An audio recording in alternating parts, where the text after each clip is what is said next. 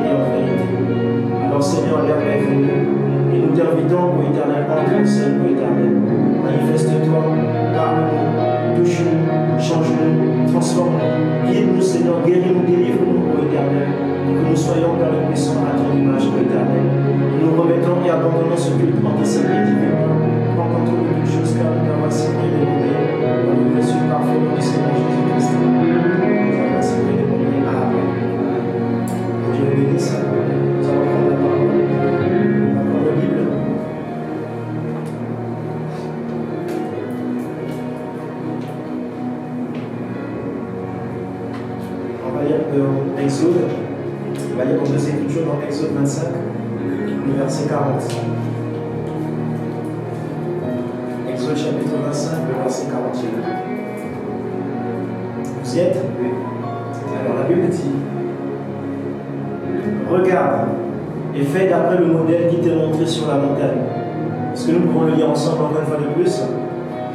Regarde et fais d'après le modèle qui t'est montré sur la montagne. Prenons Exode 25, le premier verset jusqu'au 7e. Exode 25, 1er au 7. Lisons la parole ensemble. L'Éternel parla à Moïse et dit: parle aux enfants d'Israël, qu'ils m'apportent une offrande. Vous la recevez pour moi de tout homme qui la fera de bon cœur.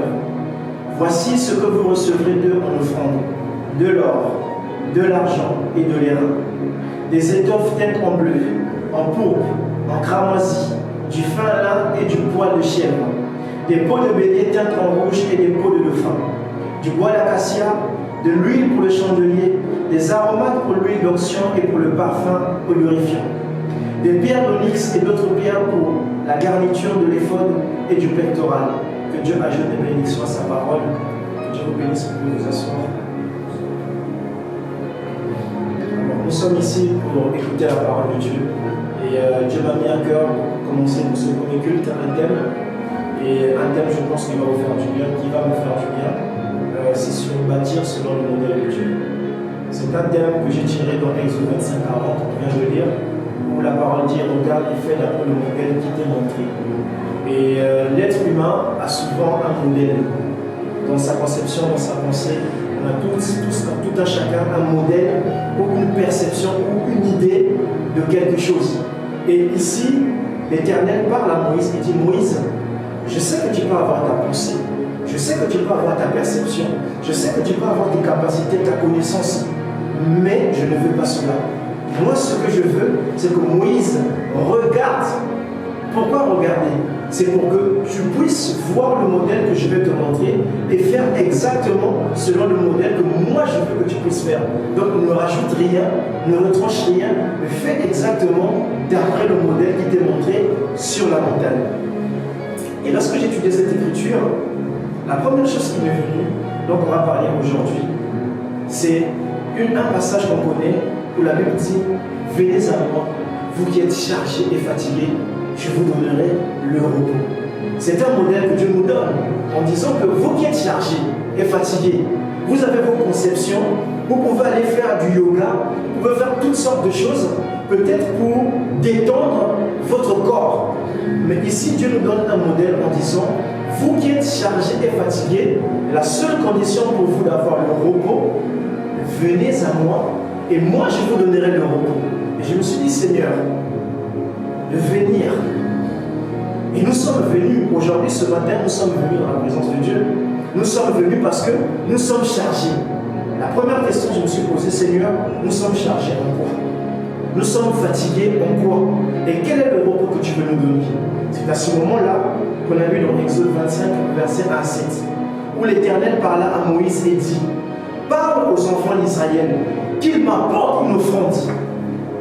Ici, Dieu donne encore un modèle, il donne encore des restrictions en disant, parle aux enfants d'Israël. Moïse, va voir le peuple, parle-leur, dis-leur que de m'apporter une offrande.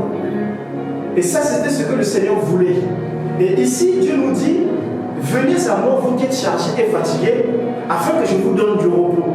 Mais ici, Dieu dit à Moïse, Moïse, va voir le peuple et dis au peuple qu'il m'apporte une offrande. Et je me dis, Seigneur, est-ce que par là, on comprend tout simplement que lorsqu'on vient à Christ, est-ce que le fait de venir à Christ, c'est cela l'offrande que Dieu parlait à Moïse? De dire au peuple, apporte l'offrande. Et ici, il précise, vous le recevez pour moi de tout homme qui la fera de bon cœur. Il n'y a exception de personne.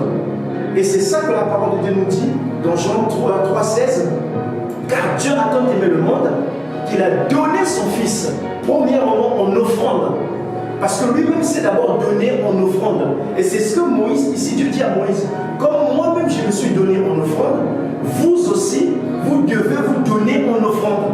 Et il dit, car Dieu a tant aimé le monde qu'il a donné son Fils unique afin que quiconque. Et ici, Dieu dit quoi à Moïse? Il dit, vous recevez pour moi de tout homme qui le fera de bon cœur. Ça veut tout simplement dire quiconque m'accepte étant le Seigneur et le Sauveur, tu dois recevoir de cette offrande, tu dois recevoir de cette contribution, tu dois recevoir de ce sacrifice. C'est-à-dire la personne qui vient se présenter en disant que moi, le frère Germain, le frère Laurent, le frère Daniel, aujourd'hui, à partir de ce moment, j'accepte le Seigneur comme étant mon Seigneur, mon Sauveur, mon guide. À ce moment-là, Moïse doit prélever de toi l'offrande. C'est exactement ce que la parole dit. Il dit, voici ce que vous recevez d'eux en offrande. Premièrement, il cite l'or. Et on va étudier, on va voir en profondeur cette écriture, comprendre qu'est-ce que Dieu voulait dire à Moïse. Et en quoi ça a un rapport avec nous, dans le sens où, venez à moi vous qui êtes chargés et fatigués, pour qu'on puisse recevoir le repos. Et ici, Dieu dit, les offrandes, ils commencent par l'or. Que signifie l'or? Qu'est-ce que l'or a à voir avec moi, ma personne de Laurent? Qu'est-ce que l'or a à voir avec moi, ma personne de Germain? Qu'est-ce que l'or a à voir avec moi, le frère Daniel? Qu'est-ce que l'or a à voir avec le chrétien? Et il précise encore, il commence par l'or. Et ensuite, il découle, il dit les reins. Qu'est-ce que le rein symbolise? Que veut dire Moïse en disant par les reins? Quand Moïse va venir voir le peuple, c'est là où on va comprendre le parcours de 4 personnes qui vont nous montrer le modèle pour comprendre cette écriture. Depuis Exode 25, regarde et fais d'après le modèle. Et ensuite Exode 25, 1 à 7, où le Seigneur nous dit que tu puisses prélever de tout homme des offrandes. Et que chaque homme puisse t'apporter l'or, l'argent, les reins, etc. Et on va comprendre, on va parler premièrement de Abraham, on va étudier la vie d'Abraham. On va parler d'Isaac, parce qu'il s'agit ici de la descendance d'Abraham. On va parler d'Isaac, on va parler de Jacob, on va parler également de Joseph. Et aujourd'hui, on va parler premièrement d'Abraham, pour comprendre ce verset. Et on va prendre une écriture dans Matthieu 11, 28. Cette écriture qu'on a dit tout à l'heure, pour voir ce que j'ai dit tout à l'heure, Matthieu 11, 28 qui dit « Venez à moi vous qui êtes fatigués et chargés, et je vous donnerai le repos. » et nous sommes fatigués de quoi? Est-ce qu'en lisant cette écriture, tu t'es déjà posé la question, en quoi je suis fatigué? Qu'est-ce qui me fatigue? Qu'est-ce qui me surcharge? Quelle est la chose qui me donne la fatigue dans la marche chrétienne, alors que Dieu m'a donné l'appel? Parce que ici, quand Dieu dit à Moïse, va et parle aux enfants d'Israël, c'est Dieu qui donne l'appel. À savoir, premièrement, lorsqu'on parle d'Abraham, Abraham symbolise l'appel. Isaac symbolise la justification. Et là, quand on parle de Jacob, Jacob symbolise la sanctification. Et quand on arrive à Joseph, Joseph symbolise l'adoption et le baptême du Saint-Esprit. Mais ici, nous sommes d'abord dans le Abraham, comme on l'a dit, Abraham. Ou encore Abram, qui symbolise tout simplement, on a parlé de l'appel ou l'élection. Voilà.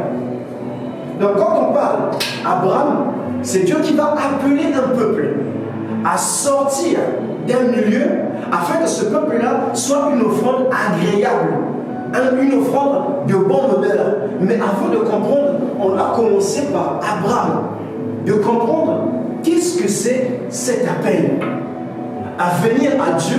Parce que même l'écriture de Matthieu 11, 28, quand il dit « Venez à moi », venir, c'est un appel qui te fait. Venir, c'est une manière de te dire « Viens ». Donc ici, Dieu appelle. Et quand il appelle, il donne l'élection. Il va élire un peuple du milieu des ténèbres qui va emmener. Et ici, il a parlé encore une fois de plus, il a cité des matières, des matériaux. Il a cité des pièces composantes qui va faire que tu puisses entrer dans cet appel, ou encore on peut appeler l'appel, l'élection, que l'apôtre Paul appelle la vocation. Donc nous tous, on est appelés à servir le Seigneur selon l'appel que Dieu nous a donné, comme Abraham. Et, comme je disais, par quoi nous sommes maintenant chargés et fatigués? C'est-à-dire, qu'est-ce qui nous empêche de rentrer dans l'appel? Qu'est-ce qui nous empêche de nous arrêter alors que Dieu te tend l'invitation? Viens. Mais qu'est-ce qui fait qu'aujourd'hui, on n'entend pas l'appel? Premièrement, Dieu a donné à l'homme 5 sens. Les 5 sens, il y a lui. Pourquoi lui? Lui parle de la perception, ou encore le discernement du bon ou du mauvais. C'est-à-dire en nous, avec lui, on a la capacité de percevoir les choses. C'est-à-dire avec nos yeux, on peut voir le modèle que Dieu veut. Mais qu'est-ce qui fait qu'aujourd'hui, on n'arrive pas à voir cet appel que Dieu nous donne? Premièrement, la distraction. Voilà pourquoi, en fait, ici, la perception, lui, ça pousse encore dans le discernement. Et le discernement a été donné c'est-à-dire pour juger 2 choses, à savoir le bon et le mauvais. Toutes les choses qui vont m'empêcher d'accepter l'appel, de rentrer dans l'appel ou dans l'élection, dans la vocation, ce sont ces choses-là qu'on peut appeler des mauvaises voies. Et ce sont ces choses-là qui vont m'empêcher de rentrer pleinement dans le service que Christ attend de moi. Mais est-ce que mon œil fonctionne convenablement? C'est là où la Bible dit dans Luc que l'œil est la lampe du corps. Mais si derrière ton œil ne t'éclaire pas à voir des bonnes choses, comment derrière tu pourras accepter l'appel du Seigneur? Et souvent l'appel du Seigneur peut être anodin. C'est quelqu'un qui passe, qui est en train d'évangéliser. Il est en train de parler. Mais est-ce que ta vision est en train de percevoir les choses selon le modèle que Dieu veut? Ou tu te limites à ta propre perception, conception? Non, je veux que Dieu vienne m'appeler en songe, qu'il me dise « Germain, lève-toi, tu seras mon serviteur, va à tel endroit, Dieu peut le faire. » Mais là encore, il ne s'agit pas du modèle. Mais le modèle, c'est selon ce que Dieu voit et ce que toi, tu vois. Exode 25, on a lu. Regarde, vois. Regarde dans ta perception, discerne, sonde et fais d'après son modèle. C'est ce que Dieu dit. La deuxième chose qui peut t'empêcher, qui peut faire que tu sois chargé et fatigué, qui peut freiner ton appel, qui peut freiner ton élection, qui peut freiner ton service dans la présence de Dieu, c'est l'odorat, le flair, ce que tu sens. Et quand on parle de l'odorat, il s'agit de la prise de conscience ou encore de l'analyse. C'est-à-dire, parfois il y a des choses qui t'arrivent dans ta vie, c'est Dieu qui fait exprès pour te pousser à entrer dans la vocation. C'est Dieu qui fait exprès de te pousser pour que tu puisses entrer dans l'appel. Ça peut être un décès d'un proche parent qui va te faire mal, mais parce que ce proche parent-là t'empêchait de rentrer dans l'appel. Souvenez-vous de Abraham et Lot. Abraham était là, il avait accepté l'appel, mais derrière il était toujours attaché à qui? À Lot. Et ça lui a causé des ennuis plus tard. Se pourrait-il que l'odorat là, c'est Lot de ta vie qui t'empêche. Mais tant que tu ne prends pas une prise, tu n'as pas une prise de conscience, d'analyser que cette personne-là me tire vers le bas, il faut premièrement une soustraction. Dans l'appel, lorsque Dieu fait l'appel, la première chose que Dieu veut, c'est la soustraction. Ou encore, la division. C'est les deux choses que Dieu veut. Il veut que tu puisses te soustraire des choses du monde. Il veut que tu puisses te diviser, te séparer des choses du monde. Parce que une personne qui accepte l'appel, comme on avait dit dans l'étude biblique, tu étais dans le monde, Dieu te prend dans le monde, il te met à l'écart pour que tu puisses servir le royaume. Alors il faut qu'il puisse te dépouiller des choses du monde. Mais déjà, premièrement, tu as une mauvaise perception. Ce qui veut dire que tu ne peux pas comprendre et voir les choses d'en haut. Pourquoi? Parce que ta perception est erronée. Il faut que tu puisses changer ton système. D'où la Bible dit qu'il faut que tu puisses avoir un renouvellement de pensée. Une manière de faire, une manière d'agir, une manière de s'approcher, une nouvelle attente dans l'expectative, dans la foi. Mais avant ça, premièrement, il faut une séparation, une soustraction, une division. Et la soustraction, comme je disais, dans l'odorat, il faut d'abord premièrement une prise de conscience. Que tu puisses te dire, ça ne va pas. Ça ne va pas. Il y a quelque chose qui m'empêche. Je prie, mais je n'arrive pas à être constant. Je vais à l'église, mais je ne sens qu'il n'y a pas de changement dans ma vie. Mais j'essaie, je me bats à gauche, à droite. Pourtant, la Bible est claire. Matthieu 11, 28, venez à moi. Et Dieu lui-même nous dit de venir. Alors moi je suis venu. Et j'ai cherché ce repos. Ça fait des années que je suis à l'église. Je n'arrive pas à trouver ce repos. Est-ce que c'est Dieu qui a failli? Est-ce que c'est Dieu qui a menti? Est-ce que c'est ma promesse? Parce que c'est une promesse. Je te donnerai le repos. Mais qu'est-ce qui fait que je n'arrive pas à avoir ce repos? Le problème déjà, lui, ta perception, ton discernement et ta prise de conscience ou ton analyse. Aujourd'hui, quelqu'un peut te parler, peut te conseiller, parce que la Bible dit que Dieu parle tantôt d'une manière ou d'une autre. Dieu va te parler en te disant, sépare-toi du petit copain, sépare-toi des choses qui te lient, sépare-toi de la famille, sépare-toi de ce mauvais truc, sépare-toi de ce travail, sépare-toi de ci, cela. Et là, tu te dis, mais comment ça se fait-il? Et tu commences à cogiter. Tu commences à te poser des questions. Oui, mais si je me sépare de ça, est-ce que je vais toujours payer mon loyer? Plus de travail, je n'aurai plus de loyer. Si je n'ai plus ce copain-là, comment je ferai pour étudier? Parce que c'est lui qui me donne. Mais tu commences à te poser des questions. Là, ton analyse est trop lente. Ton analyse doit être directe. Parce que ici, lorsque Dieu a donné l'ordre, tu parleras aux enfants d'Israël. Il doit m'apporter. Ce n'est pas quelque chose où tu veux ou tu ne veux pas. Quand la Bible dit qu'il y aura une inimitié entre les choses du monde et les choses de Dieu, tu ne vas pas te dire oui, mais on a changé les civilisations. Non, la parole de Dieu s'est modernisée. Ta prise de conscience est trop lente. Et c'est ça qui t'empêche à entrer dans ta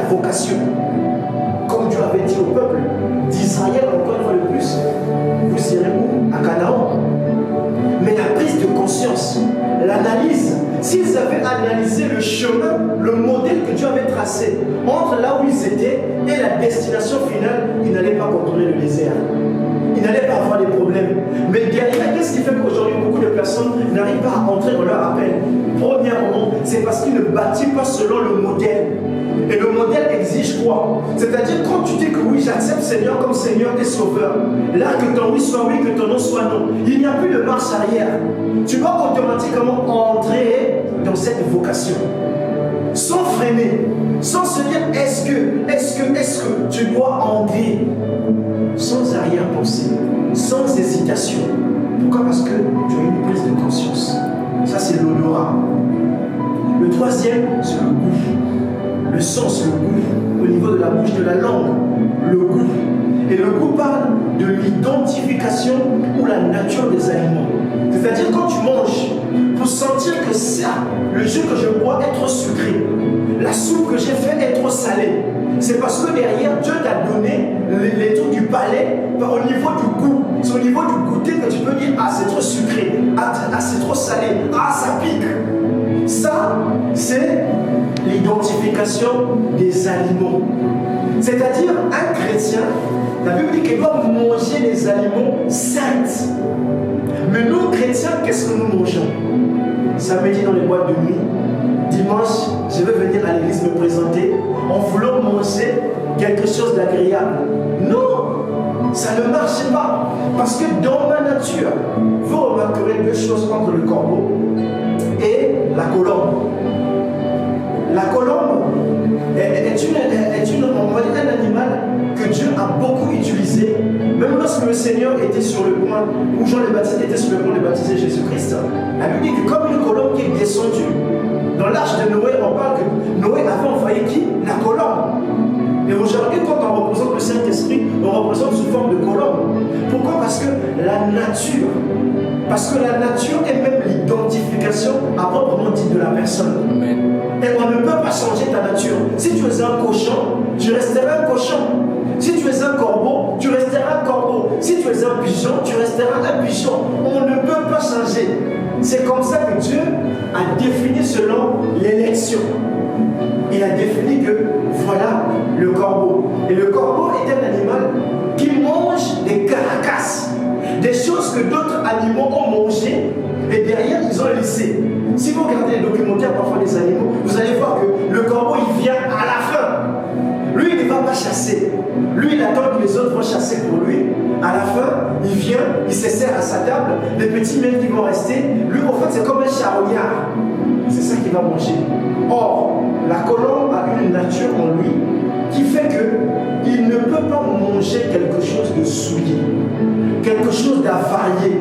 Parce qu'en lui, il a un liquide qu'on appelle, si je ne me trompe pas, le bile, qui le permet de se nettoyer. Et c'est ce liquide-là qui fait qu'il soit toujours blanc. Parce qu'il mange des aliments propres. Et quand il mange des aliments propres, sa nature intérieure fait que ça sort de l'intérieur et ça se tend vers l'extérieur. Nous, aujourd'hui, chrétiens que nous sommes, la nature intérieure est autre et nous paraîtrons dans l'identification d'une autre nature. Quatrième sens, le toucher. Et le toucher permet la reconnaissance ou la communion ou un dialogue. C'est-à-dire, tel que je suis là, si j'ai envie de communier avec ce bois-là, il me suffit de toucher la matière. Et en réalité, je rentre en contact avec la matière. Et le contact là, ça fait qu'il y a une communion entre la matière et moi. Si je veux toucher ce mur, entrer en contact, en communion, dialoguer avec ce mur, il me faut le toucher. Et c'est important dans le Seigneur le toucher. Et comme je disais, le toucher parle de la reconnaissance. Dieu dit quoi? Il te sort du monde pour que tu puisses rentrer dans l'appel. Et tu n'es même pas reconnaissant. Non seulement tu n'es pas reconnaissant, mais tu bafouilles la grâce qu'il te donne. Parce que ici, c'est vrai qu'il s'agit d'appel. Oui, il y a beaucoup d'appels. La Bible nous dit, beaucoup sont appelés, mais quoi? Peu sont quoi? C'est l'élection. Donc dans l'appel, les gens se limitent seulement, je suis appelé à être serviteur, je suis appelé à être prophète, je suis appelé. La question, mon frère, change l'appel. On en a marre de l'appel. Mais on veut savoir maintenant, est-ce que tu as été élu? Parce que l'appel ici ne suffit pas. Judas a été appelé, mais Judas n'a pas été élu. Pourquoi? Parce que sa nature intérieure, la Bible dit qu'il avait une nature, c'était un démon. Donc tu peux recevoir l'appel étant un démon. Tel que nous sommes aujourd'hui là, pendant que nous sommes en train de parler de la parole, il y a des gens qui sont dans les églises. Mais dans cette église, là où ces personnes sont, la Bible dit que là où les saints sont réunis, le diable est forcément là. Donc même là où on est là, spirituellement parlant, le diable est contre nous. Parce qu'il ne veut pas nous voir être réunis dans la présence de Dieu. Parce que le diable ne veut pas que nous puissions entrer dans cet appel. Tel que le frère Germain, le frère Laurent, ainsi que moi-même, si nous sommes venus ici en ce dimanche, parce que nous voulons bâtir selon le modèle de l'appel que Dieu nous a donné.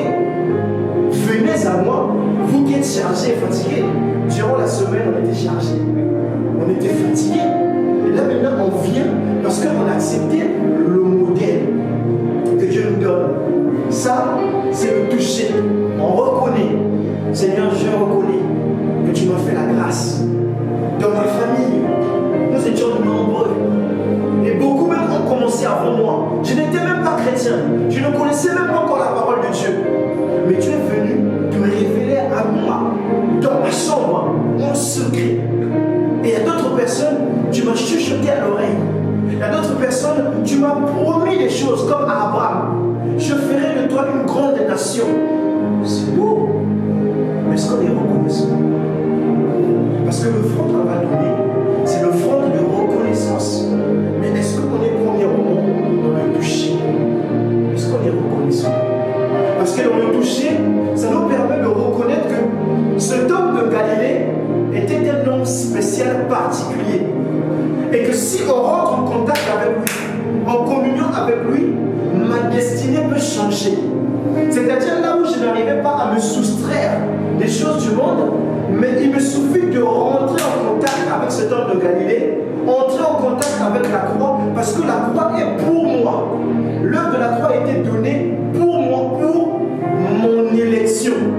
Donc il me faut entrer en contact, la communion, le dialogue. Et le mot prière signifie communion. Le mot prière signifie dialoguer. C'est-à-dire, est-ce que tu as un toucher avec Dieu? Souvent, dans les termes du monde, quand on dit par exemple qu'il y a une fille qui est casse de toi, qui est amoureuse de toi, on dit tu as une touche. Ça y est, tu as touché son cœur. Et là, on dit, ah, mon prochain, tu as une touche, hein? Ah, tu as une touche, hein? On dit, faut Laurent, à la fin, elle a une touche, hein? Pourquoi? Parce qu'il y a eu une communion entre ses sentiments et tes sentiments. Il y a eu partage des émotions. Il y a eu partage, on va dire un partage corporatif. Parce qu'il y a eu un toucher. Et ce toucher, c'était quoi? Parce qu'il est joli. Oui, il me plaît, hein? Mais parce qu'il y a eu un toucher. Et si il n'y avait pas ce toucher-là, il n'allait pas dire, ah, il est beau, hein? Là où les autres peuvent te voir moche, là où les autres peuvent te voir qu'elle elle est grosse, là où les autres peuvent te voir qu'elle ne sert à rien. Mais parce que lui, il a eu un chrétien touché. Comme les jeunes ils disent, tu as été fanzonné. Et à ce moment-là, qu'est-ce qui fait que toi aussi tu es fanzonné? Et une fois fanzonné, le toucher spirituel. Et c'est ce toucher-là qui te permet d'entrer dans la présence. C'est pourquoi tu ne peux être un chrétien si tu le bâtis selon le modèle. Et Dieu dit, avant toute chose, de faire quoi? Faire à Dieu des prières, des requêtes, des supplications et des actions de grâce. Mais est-ce que c'est le modèle que nous suivons? Ou on est encore chargé? Et d'autres même vont dire, comme un frère m'a dit, frère Daniel, j'aimerais me séparer de ma copine parce que j'ai reçu l'appel de Dieu. Mais je préfère être sincère avec toi. Je suis encore un païen. De mon analyse, je ne suis pas encore arrivé. Mais j'aimerais fournir l'effort pour me soustraire. Qu'il y ait une division entre cette personne et moi. Afin que derrière je puisse m'unir, communier avec Christ. Mais le problème, il me dit, je ne sais pas ce que je dois faire. La prière, c'est la solution. La prière, c'est le dialogue entre le chrétien et Dieu. C'est pourquoi il nous faut passer plus de temps dans la prière. Parce que c'est le modèle que Dieu nous a donné. Tu veux bâtir selon le modèle de Dieu? Entre en prière. Moindre chose, là où tu étais censé t'emporter. J'avais beaucoup aimé ce que le frère Laurent un jour avait fait. Il m'a écrit, frère Daniel, là au travail ça ne va plus. Parce que là, la nature du monde est en train de revenir au galop. Je risque de m'emporter. Mais dans son analyse, dans sa perception, il dit, frère Daniel, est-ce que tu peux prier pour moi? Que les choses qui vont se passer au travail ne puissent pas m'affecter, pour que je puisse continuer dans ma course, dans l'appel, afin que, au dernier moment, que Dieu ne m'écarte pas, mais que je sois toujours dans la course pour l'élection. Et on a prié, j'ai prié pour lui, de mon côté il a prié pour lui, et je l'ai écrit, il m'a dit que ça s'est bien passé. Et au travail, ça arrive. Il y a des moments où, derrière, parce que il y a le toucher de Dieu, il y a le toucher du diable. Le toucher du diable, comme on a dit, derrière, on dit qu'une fille, pour un modèle que je veux voir dans ta vie, et le bleu parle de la fidélité. C'est-à-dire, avant que tu puisses arriver ici, je veux te sentir fidèle. C'est-à-dire, même quand je t'appelle, mais pour entrer dans l'élection, il faut qu'il y ait la fidélité. Parce que sans fidélité, ça ne sert à rien. Sans fidélité, tu n'avanceras nulle part. Et c'est ce que le Seigneur nous demande. Et derrière, il dit encore, de tête en rouge, des pots de fin et du bois d'acacia. Donc il a cité rouge, grand prix. Amen. Parce que si tu as été racheté par un grand prix, il a dit, ne sais-tu pas que tu ne t'appartiens à... En fait, tu ne t'appartiens plus. Tu deviens quoi? Esclave. Prisonnier du Seigneur. C'est bien beau de dire que oui, je t'ai appelé. Dieu veut que je puisse servir le Seigneur. Dieu m'a donné un don de prophétie. Dieu m'a donné un don de guérison. Dieu veut ci, Dieu veut ça. Et en le disant, en déclarant ces paroles, la Bible dit, ne sais-tu pas que tu es le temple? Donc en gros, c'est une manière de te faire comprendre que tu ne réalises pas que tu es devenu esclave. Que tu n'as plus ta propre volonté. Que tu es mort en toi-même, et à ce moment-là, la nature qui régit en toi, la matière qui régit en toi, ce sera le modèle que moi, Christ, j'ai appliqué en toi. Raison pour laquelle, dans ces souffrances que tu vas passer, glorifie qui? Glorifie Dieu. On devient quoi? Esclave du Seigneur. Donc c'est bien de dire que je suis appelé. C'est bien de dire que Dieu a tant aimé le monde, qu'il a donné son Fils. Mais quand tu acceptes Christ comme Seigneur et Sauveur, en réalité, il dit, ne sais-tu pas que tu es esclave? Que en réalité, que Moïse doit prélever de tout temps les offrandes. Et c'est cela que Dieu veut. Il veut te prélever. Donc à chaque fois que l'inspecteur passe, le Saint-Esprit passe, il inspecte ton corps, il inspecte de la tête aux pieds. S'il me voit qu'il y a un modèle qui n'est plus comme ce que Dieu voulait par rapport à son modèle, le Saint-Esprit est attristé. C'est pourquoi il dit, n'attristez pas le qui? Le Saint-Esprit qui a quoi? Qui vous a été donné. Mais comment le Saint-Esprit vous a été donné? Parce que tu as été racheté, on a lu dans Corinthiens, par quoi? Par un grand prix. Dieu t'a racheté par un grand prix. Donc, la Bible dit, on va le reprendre. C'est 1 Corinthiens 6, 19, 20. Donc il dit, glorifiez donc Dieu dans votre quoi? Votre corps. Parce que ce corps que tu dis là, oui c'est mon corps, je peux me comporter comme je veux, je peux m'habiller comme je veux, je fais ce que je veux, c'est mon corps. Si tu as accepté le Seigneur comme Seigneur et Sauveur, à ce moment-là, ce corps-là ne t'appartient. Donc ça veut dire, ne mets plus une image de te dire que oui c'est mon corps. Non, ça ne t'appartient plus. Parce qu'on a lu tout à l'heure, de tout homme qui le fera avec bon cœur. Donc si je vois que derrière, dans tes agissements, tu commences à te dire que non, c'est mon corps de toutes les façons. Si j'ai envie de prier, je prie. Si j'ai pas envie, je prie pas. Si je veux venir à l'église, je viens. Sinon, je ne viens pas. Je comprends une seule chose. Le front, le sacrifice que tu avais donné, tu ne l'avais jamais fait de bon cœur. Parce que ici, Dieu a dit à Moïse, tu vas prélever, mais attention, de tout homme qui voudra le faire. Donc comme on t'a dit, mon frère, ma soeur, est-ce que tu vas accepter le Seigneur comme Seigneur et Sauveur? On ne t'a pas forcé, on ne t'a pas mis la meule au cou. On t'a dit, mon frère, est-ce que tu veux? On t'a posé la question, est-ce que tu veux devenir chrétien? Est-ce que tu veux te faire baptiser? Mais ça, c'est ce que nous on t'a dit. Ça, c'est l'appel. Mais ce qui va découler de ton appel, c'est être esclave. L'apôtre Paul dit, moi, apôtre Paul, prisonnier de qui? Du Seigneur. Donc quand tu acceptes Christ comme étant Seigneur et Sauveur, sache que la soustraction commence. Les divisions commencent. Les additions commencent.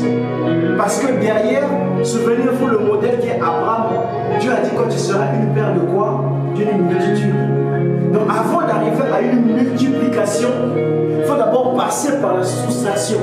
C'est pourquoi vous allez lire Genèse. La Bible dit quoi en fait? Que Dieu sépara les eaux d'en haut des eaux d'en bas. Dieu sépara le jour, il sépara la nuit, il appela ceci ténèbres. Au fait, il y a une séparation. Quand Dieu dit que la lumière soit dans ta vie, on doit voir une soustraction dans ton appel. Et c'est ça aujourd'hui, les chrétiens se disent chrétiens. Mais quand tu vois leur vie, il n'y a pas une soustraction.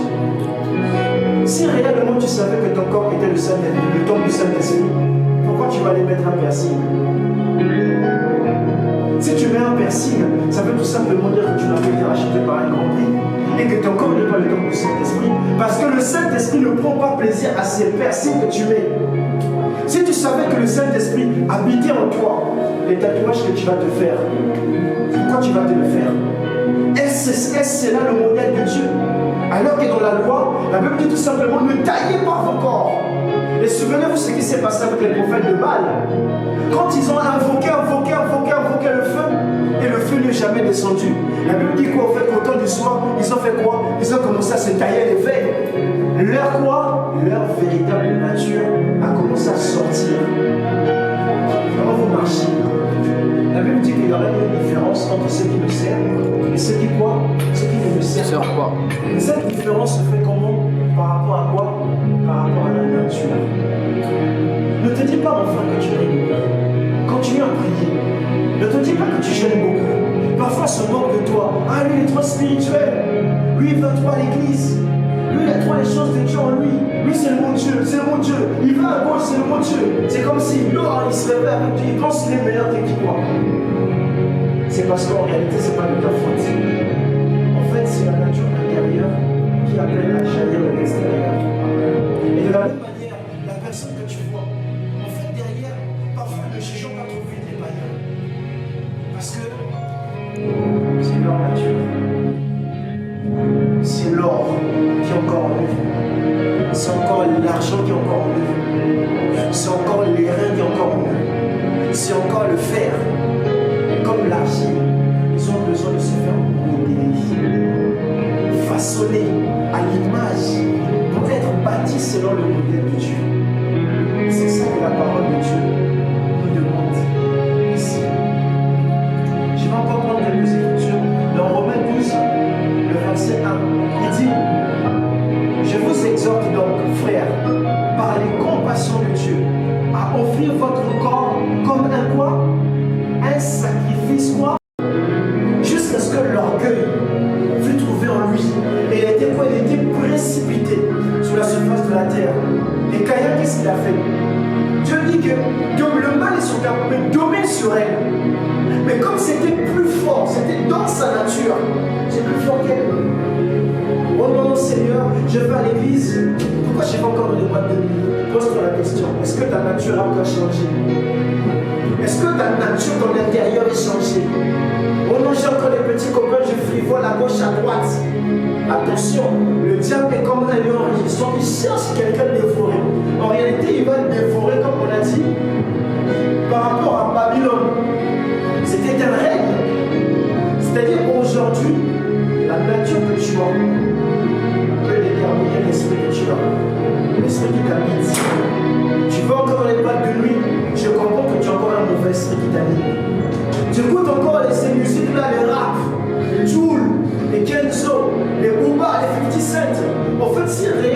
savais que ton temple, en fait, Dieu a fait de toi un temple. Et il dit que c'est un sacrifice vivant. Et les gens, vous allez entendre les chrétiens au niveau des chrétiens, vont dire quoi? Hier, j'avais une vie de prière. Hier, j'ai chanté à l'église. Hier, oh, j'ai été appelé. Moi aussi, j'ai été appelé.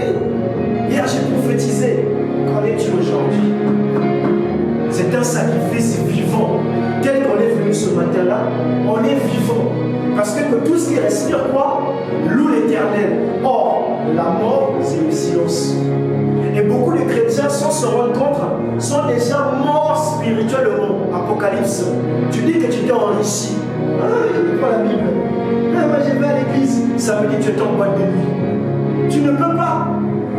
C'est-à-dire, tu viens présenter un sacrifice à Dieu, mais étant mort, comment tu veux que Dieu puisse agréer le sacrifice? C'est le sacrifice de Caïn. Et à cause de ça, parce que Abel, son sacrifice était vivant, il avait compris cela, il allait donner le modèle à Dieu. En fait, Caïn, au lieu de se dire, mon frère a donné le modèle. Ah, ok. Donc, pour être agréable à Dieu, je dois suivre le modèle. Ah, Abel, qu'est-ce que tu as donné comme sacrifice à Dieu qu'il a pris? Oh non, c'était ça, c'était l'agneau. Ok, d'accord, ok. Comment tu as fait? Comment tu as fait? Explique-moi un peu le modèle. Tu recopies. Tu te présentes auprès de Dieu. Dieu d'Abel, mais aussi mon Dieu. Si tu as agréé hier, tu as dit que tu es le même hier, aujourd'hui et pour toujours. Si tu as agréé son sacrifice, alors pourquoi pas mon sacrifice? Mais lui, derrière, qu'est-ce qui va se passer? L'orgueil va tellement monter dans son cœur.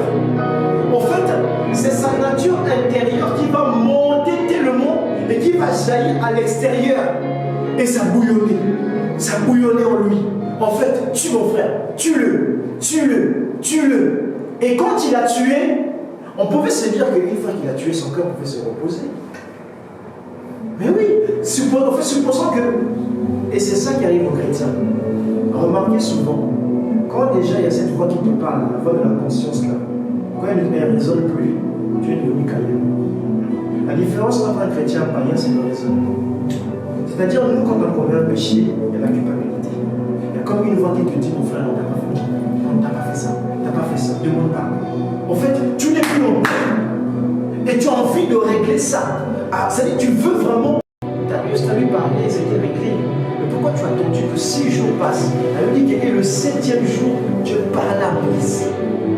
Je me suis dit, mais pourquoi tu n'as pas, je sais pas, raccourci? Tu as parlé de la Vierge d'Aaron. La Vierge d'Aaron, il a suffi qu'un simple temps, elle a été changée. Mais pourquoi tu as fallu 6 jours à Moïse? Je me suis dit, Seigneur, qu'est-ce qui se passe? Est-ce qu'il ne faut pas aussi 6 jours pour entendre ta voix? Est-ce qu'il ne faut pas aussi 6 jours pour entrer dans l'appel, dans l'élection, dans le choix? Parce que les 6 premiers jours que Moïse a passés, pourquoi tu n'as pas parlé? Aussi simple que ça. Parce que Moïse était entré dans la présence de Dieu ayant 100 ans de conception. Tel que vous êtes venu là, vous êtes venu, si vous avez une conception, pendant 6 jours, vous ne parlez pas. En fait, quand Dieu dit venez à moi, vous qui êtes chargés, fatigués, Dieu veut te débrouiller de ta conception, de ta manière de voir, de servir Dieu. Parce que tel que nous sommes là, on a tous une manière de prier. On a tous une manière de servir Dieu. De cette manière, Dieu désapprouve. Et qu'est-ce qui fait? Il reste silencieux. Oh non, mais je prie, Dieu ne parle pas. C'est parce qu'il n'adhère pas à la manière. C'est pas que tu ne pries pas. Déjà, le premier jour, tu n'es même pas persévérant. Tu commences à crier sur tous les toits. Dieu ne m'a pas parlé. Je souffre. Je prie, mais je ne vois rien. Quel témoignage tu as? Quelle nature tu montres? C'est réellement. Voilà pourquoi la Bible dit que Dieu nous a montré une parabole pour prier avec insistance. Et Moïse n'a pas relâché. Ça pouvait faire mal. Quelqu'un qui te dit, imagine-toi quelqu'un qui te dit, viens chez moi à telle heure. Il te dit que tu ne repartiras pas. Tant que tu ne m'as pas vu, tu ne peux pas repartir, c'est urgent. Et il te pointe à la porte, tu arrives à l'heure. 14h, 15h, 16h. Et là, tu te dis, mais comment ça se fait?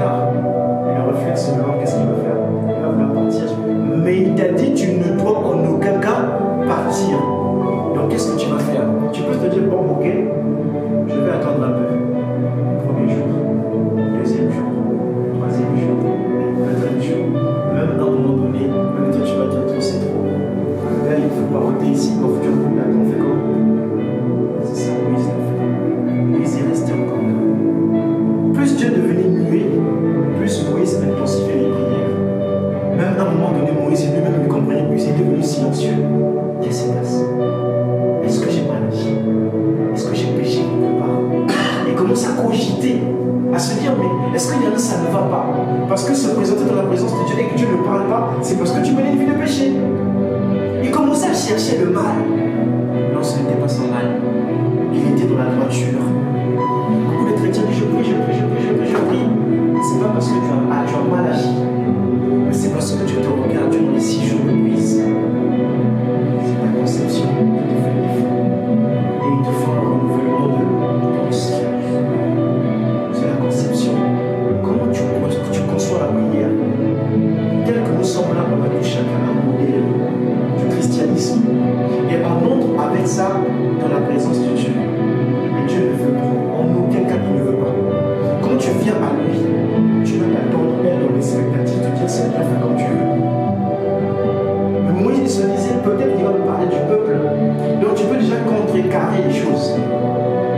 Tu peux déjà défier. Et c'est ce qui se passe avec les chrétiens.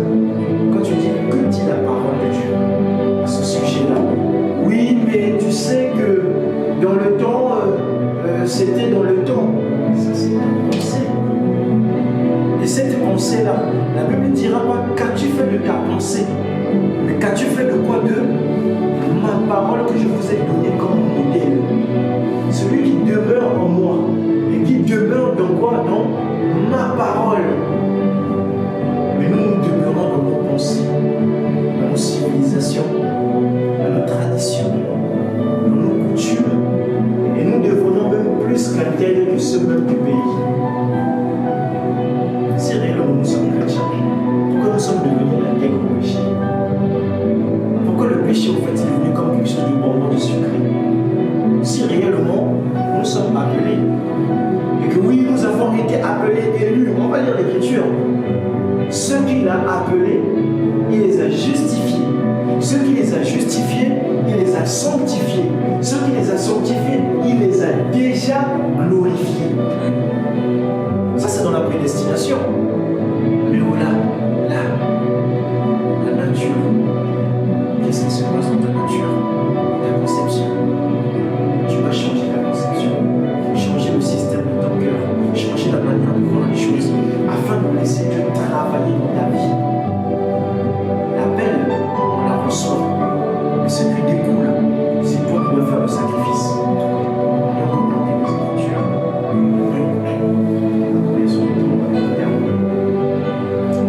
Donc, comme je parlais par rapport au premier sacrifice, Genèse chapitre 3, verset 21. L'Éternel Dieu fit à Adam et à sa femme des habits de boue, et il les revêtit. Là, le Seigneur va placer l'homme et la femme dans le jardin. Il va dire à l'homme que tu dominiras sur toi, que tu donneras les noms de ton corps aux animaux. Mais plus tard, quand vous poussez l'Écriture, vous allez voir qu'il a donné les noms aux animaux. Plus tard, en réalité, même le nom de l'animal là va changer. Vous savez pourquoi? Parce que dans sa conception. Parce que c'est Ève qui avait péché. Il aurait pu dire j'ai un modèle. Dieu m'avait dit le jour où j'en mangerai, je mourrai. Donc c'est-à-dire, le modèle de la mort là, en réalité, c'est même ça qui va devenir le nom qu'il va donner à l'animal. Parce que c'est la nature là qui fait que tu sois soit mort, soit vivant. Donc, quand il avait donné la nature entre guillemets, en disant que toi tu t'appelleras agneau, en fait, il a attribué une nature de sacrifice. C'est pourquoi la Bible va dire que lorsque Adam et Ève vont tomber, Dieu va faire quoi? Il va prendre quoi? Des pigeons. Il va prendre quoi? Des lions? Des éléphants? Il va prendre qui? Des agneaux. Mais pourquoi l'agneau? Parce que dans son nom là déjà typifié un caractère de sacrifice, une nature. Et à ce moment-là, qu'est-ce qu'on va faire à l'agneau? On va lui attribuer quoi? Le nom de quoi? De la mort. Donc l'agneau en ce moment-là ne s'appelait plus l'agneau, il s'appelait la mort. C'est terrible. Donc à un certain moment donné, conception, même les choses qui sont censées être une bénédiction dans ta vie, devient la mort. Et la Bible dit que celui qui s'appelle la mort, c'est qui? C'est le diable. Dans tes économies, la mort entre. Dans ta famille, la mort entre. Dans ton foyer, la mort entre. Même dans ton service, dans ta relation personnelle avec Dieu, la mort entre. Pourquoi? Parce que tu n'as pas respecté le modèle que Dieu a établi. Mais frère, il est important, de se focaliser derrière le modèle. À chaque fois que vous faites un autre modèle, vous dites que Dieu n'y est plus. Automatiquement, l'esprit quitte, il cabote. La gloire est bannie. Pourquoi? Parce que vous avez fait entrer un autre modèle que le modèle que Dieu a établi. Et lorsque Adam et Ève ont fait entrer le système, le modèle du péché, à ce moment-là, dans les jardins, il y a des jardins de délices. Ça a changé. Et à cause de ça, Dieu a fait quoi? Sortez du jardin. C'est-à-dire, ici, Dieu a appelé. Tu arrives dans ton appel. C'est bien, comme je disais. Mais parce que derrière, tu ne bâtis pas selon le modèle, Dieu t'écarte. La Bible n'a pas dit que ceux qu'il a appelés, il n'a pas dit que ceux que j'ai appelés, je les ai automatiquement élus. Il ne dit pas ça. Il dit d'abord il y a l'appel et il y a l'élection. L'élection, c'est le point final. Ou encore, on peut appeler ça l'élection, comme la Bible dit, l'état de la glorification, où Christ adopte. Beaucoup disent que non, je suis devenu enfant de Dieu quand tu vois la nature. Et en plus, non seulement la nature, le caractère du sacrifice, tu comprends que la personne est encore morte spirituellement. C'est pourquoi pendant que je vous parle, essayez de voir dans votre vie quelle est la chose que vous avez faite qui était, on va dire, qui n'était pas dans le modèle de ce que la parole en disait. S'il y a quelque chose, et cette chose-là peut t'empêcher à atteindre le but. Beaucoup de chrétiens aujourd'hui, en fait, ne sont chrétiens, mais du nom. Voilà pourquoi il dirait que je ne vous connais pas. C'est pourquoi le Fils prodigue, lorsqu'il a compris que, comment moi, un héritier, je commence à manifester une nature des pourceaux, à manger avec des poux. En fait, ce que tu manges tout à l'heure, on l'a dit, déterminera ta nature. Quand tu manges les bières, tu bois les bières, tu manges la vie d'impudicité, tu bois la vie d'impudicité, tu te drogues, tu fumes, tu fais toutes ces choses. Attends-toi à ce que